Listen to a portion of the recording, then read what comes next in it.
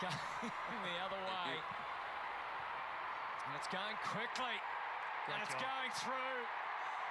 Jake Stringer.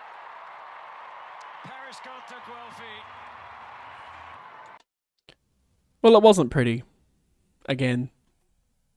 But we'll take it. 4 points, Sam. Win's a win. 4 points. Would have liked a bit more upbeat commentary to start that, but that was as good as it got, believe it or not. So thanks for that, Fox Footy. Stringer was the difference. The problem was that they had David King commentating, and really all he wanted to talk about was how awesome North Melbourne were. Well, yeah, fair enough. Normally, Hudson's good for some good commentary, but that's what we're stuck with. Stringer the difference, 4 goals, and plenty of ball to go with it, I believe. And 17 touches. Big mention to your boy. Yeah, my boy. Our boy. No, my boy. He's mine. 7-seater split system. Peter Wright. We'll get to him. Stringer kicked his first goal in the last couple of minutes of the third quarter. Yep. So, really, everything you want and love about Jake Stringer in that. The game's there to be won. He bobs up and kicks 4 goals in a quarter and a bit to win us the game. Everything. I also want to give a special shout out to the first game or two at the start. Yes. Well, you Sam's go. found a man with more beautiful hair than him. Well, there's 2 Sams actually in the team with more beautiful hair than Sam. There's all the Sams. I mean, to be fair, no one knows what I look like, so that's... Yeah, but your hair's not as beautiful as theirs. No, it's not. It's impossible to be. I'm telling them that. The people out there, just in case anyone is listening, Sam's hair is nowhere near as beautiful. There is something about Sam's and Essendon and mullets, so I'll grow mine out. But yeah, a lot of love for Durham. Hair aside, as good as it is. 11 touches for him, and he was a bit everywhere. He was all over Great the shot. smother in that, what? Oh, not over the shot, all Third over the last quarter, was it? Yeah, last quarter, which actually went down the other end, and we kicked a goal. Yep. Quite possibly that Stringer goal, actually. Disappointing that he missed his sort of set shot from the top of the goal square. That would have been a nice little story for him, but story of the day when you kick 13 goals, 14. Yep. But yeah, he was good, solid. Definitely get to go next week. Well, let's get into the wrap. Well, I thought we had. Oh, right. I thought we were just talking about our highlights. Well, no. Well, that was a good sort of segue anyway. Love a good segue. I love a good segue. In terms of ball, Merritt 39, Darcy Parish, heartbreakingly for you, I know, 34. Just in case everyone's listening, I did have a cheeky bet on there with a few, and that was the last one of it, and it would have won me some coin, and it was a bit crunchy.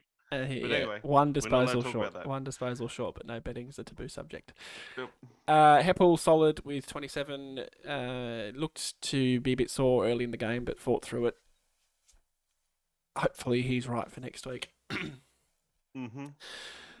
Goal kickers, as I say, Stringer with 4, Peter Wright with 3, and then singles to Guelphy, Ham, Heppel, Perkins, Devon Smith. And that is it. We will talk about Devon later. Let's start with the positives, because that's a good place to start. So, I mean, I've mentioned Stringer, 4 goals, 17 touches, 5 clearances, and just in a game where it probably didn't go as we thought it would. We'll get to that. And in a game where, to be honest, for the first half we barely saw him. Like he didn't do a lot, didn't lay a lot of tackles. You know, he wasn't doing a lot in that first. Because possessions wouldn't have been much above 10, I reckon, at half time. Yep. He was. The second half to come home with 4 goals and probably 15 touches was pretty good. He was very quiet. In the first half, and that's what I mean though. That's what you get from Jake. You get. Yeah, that's right. The possibility of, I mean, effectively 4 goals in a quarter. It was very late in the third that he kicked his first. So, Zachy Merritt had 39 and Parish had 34. So, so another solid games from our midfield. And again. Parish was another one that was pretty quiet in the first half. I think he was on about 11. 11. Was he on 11 at half time? Yeah, he had to get 21 in the... No, it must be on 14. He had to get 21 in the second half for me to get there. 14 touches at half time. Which is, I mean...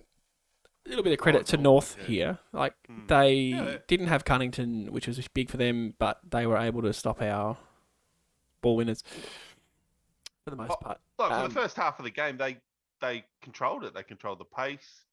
They controlled the sort of the movement, and we struggled to sort of do anything we wanted.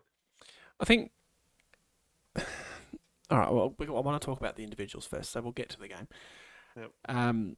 Stringer, match winner. Peter Wright, career high 20 disposals, 3 goals, a lovely set shot. I can't harp on how important that is to a football side, that your big forwards can just take a mark and kick the bloody goal. I'm scarred. It's an unusual thing at Essendon to see a big forward go back at 50 and just nail it. The umpire doesn't even move, and you go, "Oh, do players do that?" That's what that's like. That. Yeah, I didn't know players could do that. I definitely have PTSD, but it's so good just to see post-traumatic stress disorder. I could see your face not really knowing what was going on there. I thought it was some acronym for Peter again. No. I'm happy with my split system nickname there. Just go back and kick it. And he kicked it from 50 and it went through half post height. It was never a question of distance. And it just... There's not much better in a game of footy, to be honest, than big forwards kicking their big long set shots.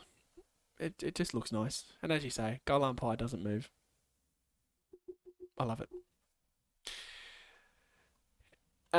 Any other individuals we need to talk about other than Durham? Sure, there are a few others, but I mean, the positives. I was pretty impressed with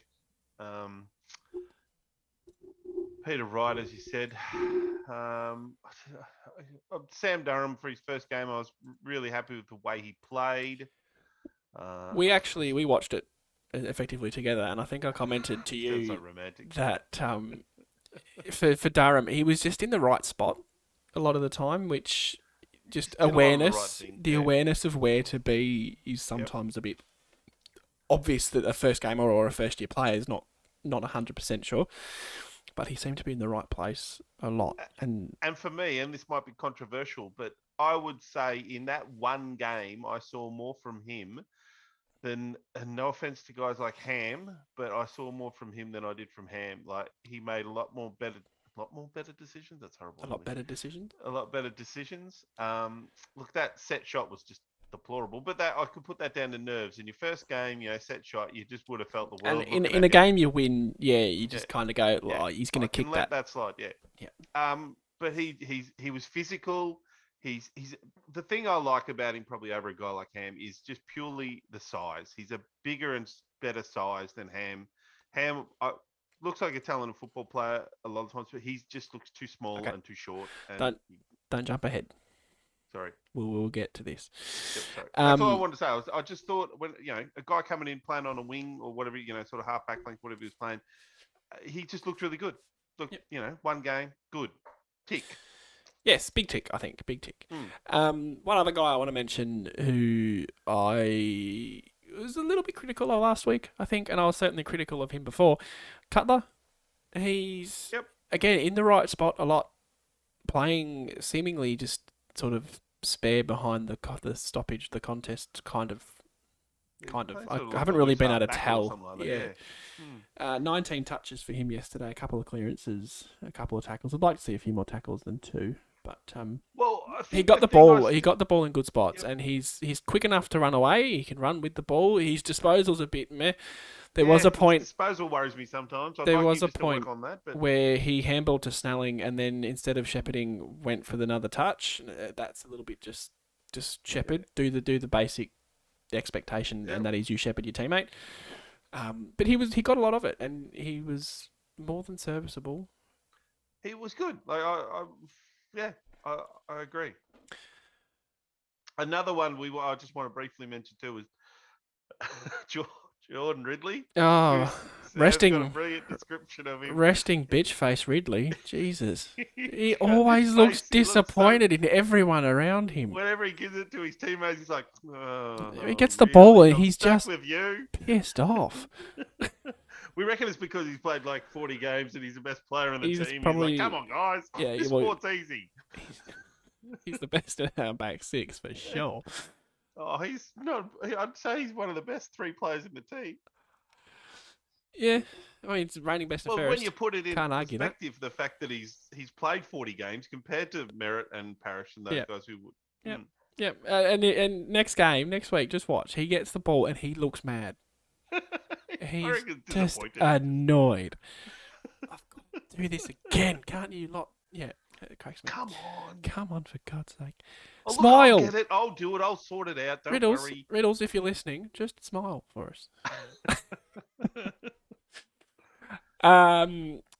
Lots of positives. I don't think we need to harp on about Merritt and Parrish. I mean, 39, 34 touches. Yeah, they did plenty of ball. They do what they do. 6 tackles for Parrish, which is really good in a game where he was a bit quiet to start with. 9 clearances for Merritt and 8 for Parrish. That's some good numbers. Do you want to talk about some of the negatives? Well, I was going to say, as we said, it wasn't. Yeah. It wasn't the prettiest game. I think there's many negatives, not as many negatives. There's a few negatives to talk about, and the main one, the elephant in the room, which is ironic given who he is Devon Smith. Where's he at? I mean, you went on a wild rant. But he gave away that free kick. Yeah, when it was an important part of the game, they'd scored a few. They'd had it up their end. They'd done a bit of scoring. Then we had finally got the ball. Peter Wright had taken the mark on the wing. We were looking about getting it back just down to our end for a bit, giving our defenders some relief. And he punches some guy in the guts right in front of the umpires. I'm like, well, mate, seriously, is that tough? Is that what we do for tough these days? Like. Yeah, and I used to. I mean, not obviously, 1980s anymore. When he won the BNF, he broke an AFL record at that time for tackles in a season. Yep. He was in your face. I know the guy's been injured, and we don't know how much that's playing on it. But the discipline side of it, he does it every week. Gives away a 50, and yesterday that's worse than a 50 because we've got the ball, and you've just turned it over when North were a couple of goals up early. Yep, we've got the ball to settle. They were pressuring, yeah. And you turn Luckily, the ball they kicked it poorly back into their 50 line, into their inside 50, which they did a lot, and we got the ball back. But if that had turned into another goal and they'd or broken out to say a 4 goal or whatever, or 3, I'm not sure what it was exactly at that time, but they could have, it really heads could have dropped. Yeah, could have killed us. His stats ended up 6 touches, 1 goal, 3 tackles. 6 touches is a bit ordinary for a half-forward. No hit-outs. In the midfield. He would have had a few centre bounce attendances too. I saw him in the centre a few times. He was there a bit. Yeah. I think, first of all, if he's injured, he shouldn't be playing. 2, if you're going to be a low possession player, that's okay. You can be a low possession player. But you've got to have a bit of impact. 3 tackles, it's not the worst. Not enough. Credit to him, he was a lot better in the second half, kicked a goal, and, did a few things that were kind of like, okay, that's not so bad, but got to stop giving away the free kicks and 50s. If you're going to be the little annoying rat on our team, that's fine. I'm okay with that, but you need to be winning free kicks, not giving them away. As you said, it's not tough. It's not tough to punch someone in the guts. Anyway, just doing it wrong. Don't want to harp on it, but it was just. My point is, I'm not sure where he's at the moment in his football career. He seems to be not being the player he was, and I don't know why. If he's playing good football, he's critical to the team. Yeah, he's a really important player. Yeah, but because of the role and his capabilities, we haven't seen enough. Another one, which will be an unpopular opinion, I know because he's so popular. Waller. He was poor. Let's be honest. We're allowed to say that, aren't we? He was 5 touches, kicked a point, 2 tackles. And the other thing I'd put on that too is that if his man was Hall, this is the flip side. We think it is Hall. We weren't sure if his man was Hall. Hall to 3/4 time. In terms of fantasy, was on about 125. He ended up on 130, and we dominated the last quarter, and it looked as though gained Hall. Yeah. He had it looked as though disposals. Like he'd been influential in the game. It looked like Waller went to a defensive forward on him. Yep. And that worked. So credit to Truck or whoever came up with that to say we need to shut this guy down. Credit to Waller for doing it.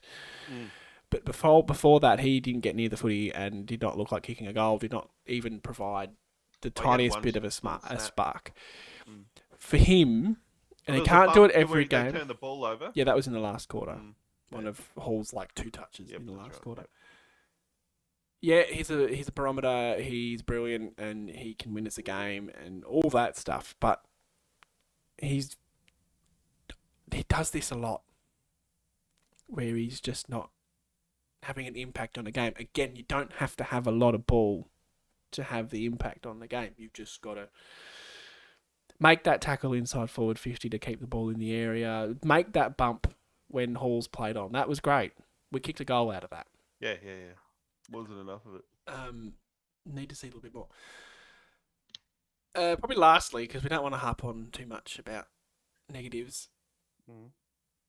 I think 2 actually. Laverde had a pretty average game. It didn't really cost us a lot, but he was pretty quiet. But that's okay. The last one is Ham. Ham's a weird one. There's a bit of love. You said you're in the Twitter sphere. There's a bit of love on Twitter for him. Love for Ham. I don't quite get it, but they talked about how that last goal where he arched his back and kicked a goal. I'm like, well, that was good. What about the one where he's running into goal and he handballs it to hooker? That's to me, that's a massive brain fart that I can't handle.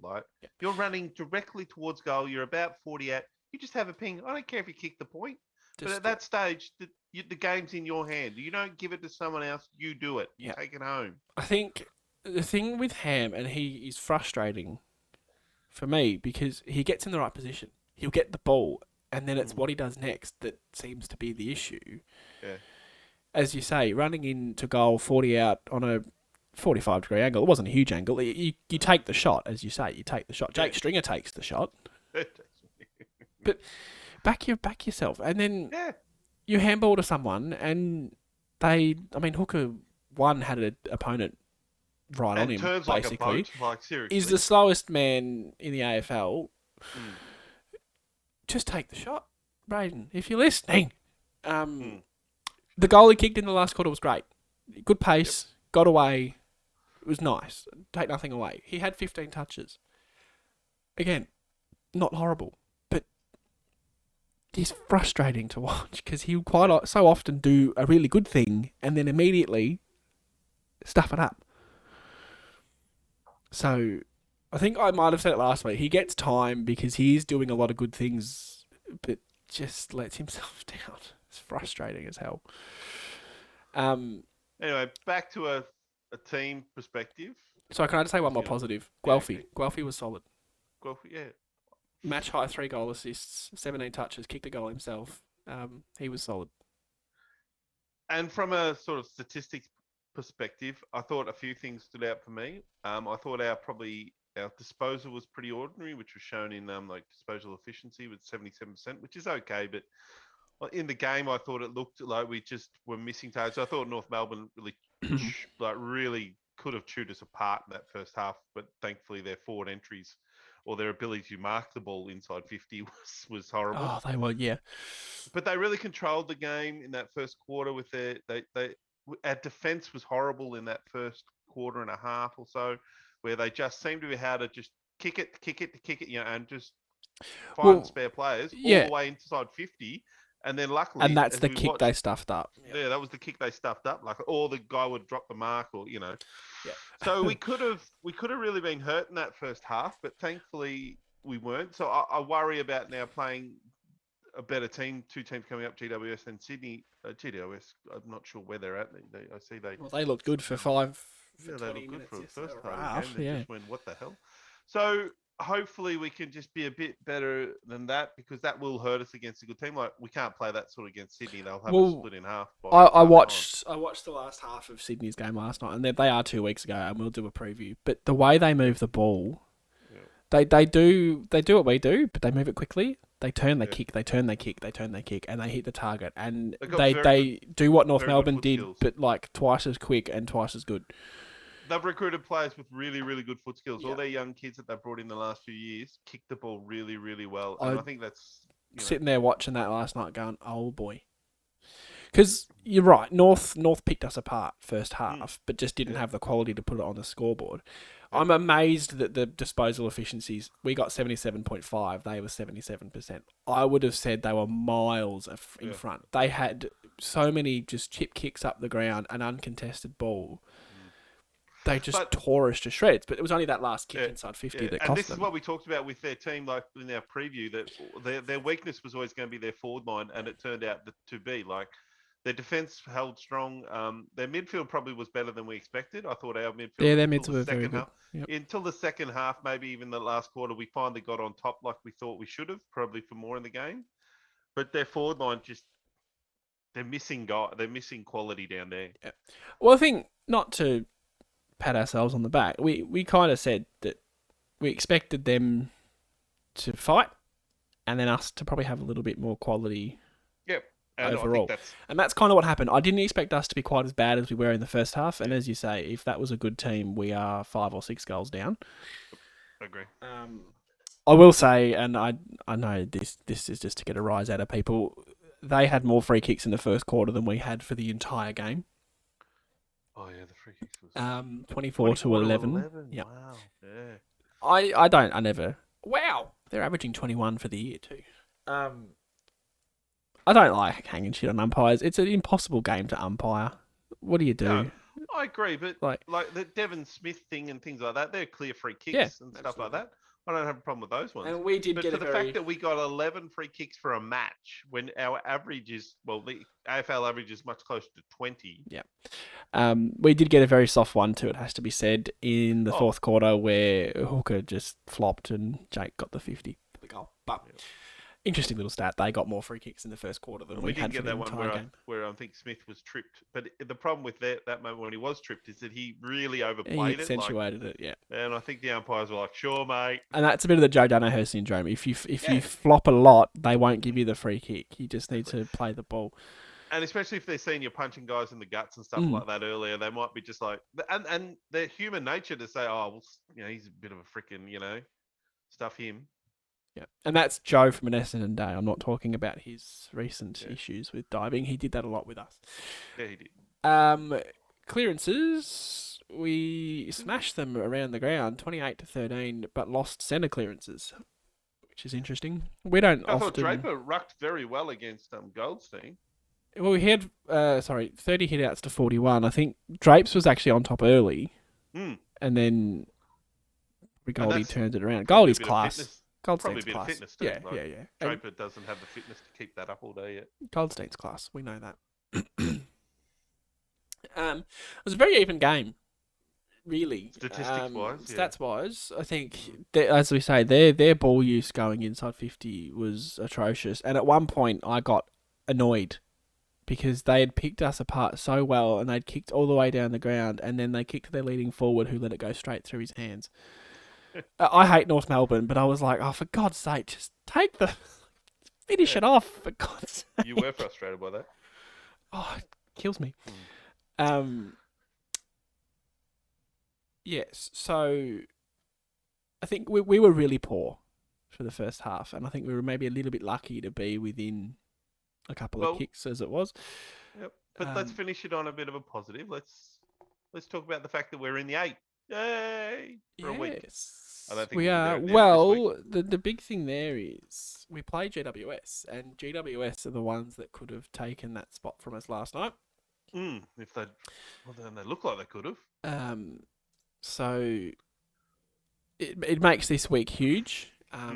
We've kind of looked at what it means for the rest of the year, but it's not worth thinking about. No. But we assume we lose to Sydney because they're a genuinely good team. We assume we lose to the Bulldogs. They're a genuinely good team. From now, if we we could do, but if we win the games we should win, we're actually in a really good position for this. Yep. Which is totally insane. I still don't know if I want to play finals after watching that first half against North Melbourne. Because I don't want that to be how we'll play because that's how we'll play in a final. You can guarantee it. I want us to keep winning just because I want to finish above Carlton more than anything. I think there's a big difference. I'm happy to finish 9th, Carlton finish 10th, and then that's... I don't care. Yeah. I'll be all right with that. I don't really have issues with us playing finals. It's a different feel this year because there's no expectation. So they make finals they can go out and just be totally free to play their footy and see what happens.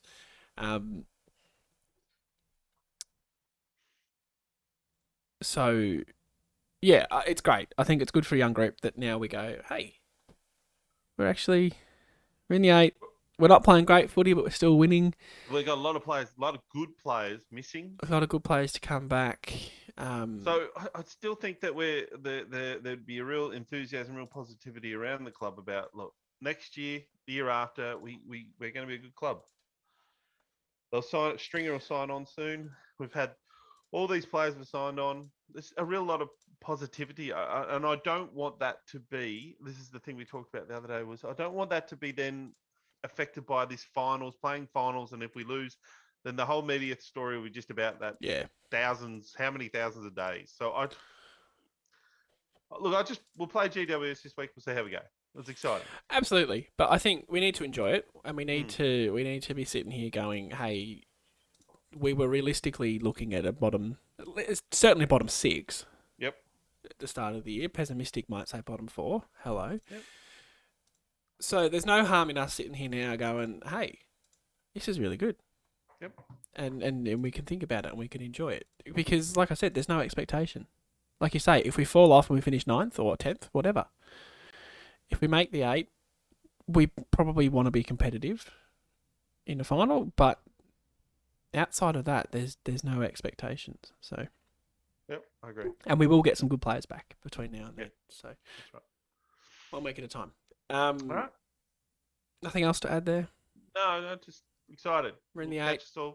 We'll chat again Thursday. Thursday? When do we play? We play Saturday. It still says Marvel on the AFL website, but it's going to be up there, so subject to change. Yep. But we'll talk about all things Giants then. Yep. Excellent. Go Bombers.